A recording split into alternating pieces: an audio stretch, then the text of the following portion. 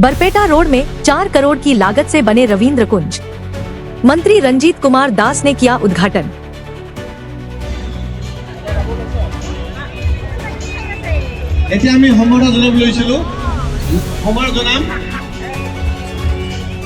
Barpeta road शहर के विकास इतिहास में एक और स्वर्णिम अध्याय जुड़ गया जब 4 करोड़ रुपए की लागत से निर्मित रविंद्र कुंज उद्यान का भव्य एवं गरिमामय उद्घाटन संपन्न हुआ। बरपेटा के मध्य भाग में निर्मित इस आकर्षक उद्यान का उद्घाटन असम सरकार के मंत्री रंजीत कुमार दास विधिवत रूप से लाल फीता काटकर किया और इसे जनसाधारण को समर्पित किया। बरपेटा रोड नगर पालिका की पहल पर तैयार यह अत्याधुनिक रविंद्र कुंज न केवल शहर की सौंदर्य वृद्धि में मील का पत्थर साबित होगा, बल्कि सामाजिक और सांस्कृतिक गतिविधियों के लिए भी एक सशक्त केंद्र के रूप में विकसित होने की संभावना रखता है। मंत्री रंजीत कुमार दास ने अपने संबोधन में कहा कि यह उद्यान शहरवासियों को स्वच्छ, हरित और शांत वातावरण प्रदान करेगा।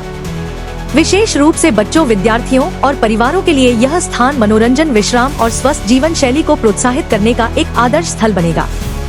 इस अवसर पर नगराध्यक्ष राजेश सरकार, नगर पालिका के अन्य पदाधिकारी तथा अनेक गणमान्य नागरिक उपस्थित रहे। सभी ने इस परियोजना को शहर के समग्र विकास की दिशा में एक महत्वपूर्ण उपलब्धि बताया।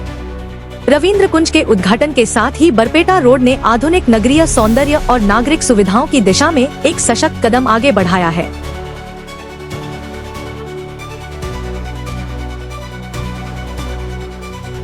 News desk report, any times 24/7।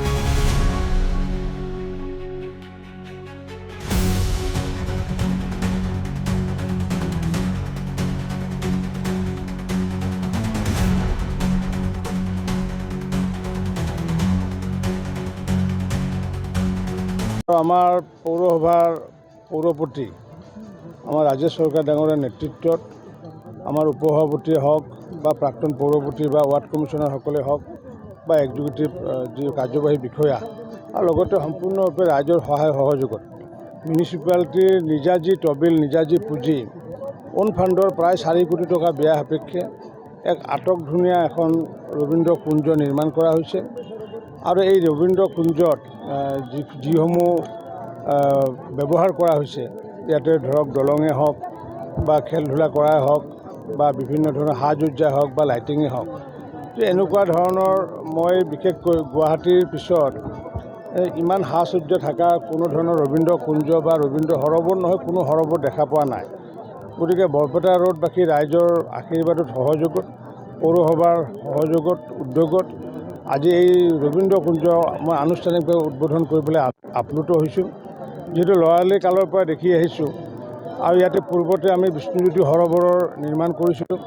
মহামহিম ৰাজ্যপাল ডাঙৰীয়াই যোৱা বছৰ বিষ্ণুজ্যোতি সৰোবৰ নিৰ্মাণ তাতে উদ্বোধন কৰিছিলে।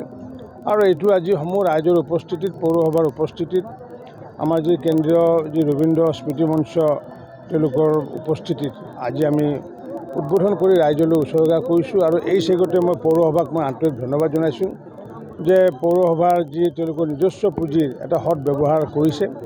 মই আশা ৰাখিছোঁ যে আগন্তুক দিনত এই ৰবীন্দ্ৰ কুঞ্জ বা আমাৰ বিষ্ণুজ্যোতি সৰোবৰৰ সন্মুখৰ যিটো ৰাস্তা বা সাহিত্য সভাই হওক বা প্ৰগতি সংঘ বা লায়ন্স ক্লাব বা নামঘৰৰ সন্মুখৰ যিটো ৰাস্তা আৰু ফৰেষ্ট কলনী যোৱা ৰাস্তা, সেই ৰাস্তাটো আগন্তুক দিনত পৌৰসভাক মই আহ্বান জনাইছোঁ যাতে ৱাকিং জোন যাতে কৰে।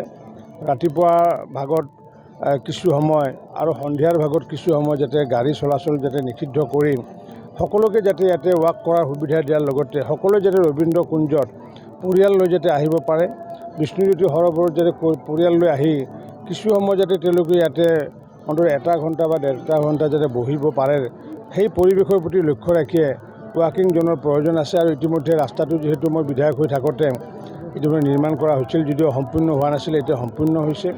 গতিকে সেই ৰাস্তাটো ৰবীন্দ্ৰ কুঞ্জৰ সন্মুখৰ ৰাস্তাটো আমি আগন্তুক দিনত ৱাকিং জোন হিচাপে ঘোষণা কৰাৰ কাৰণে আজি পৌৰসভায়ো সিদ্ধান্ত গ্ৰহণ কৰিছে।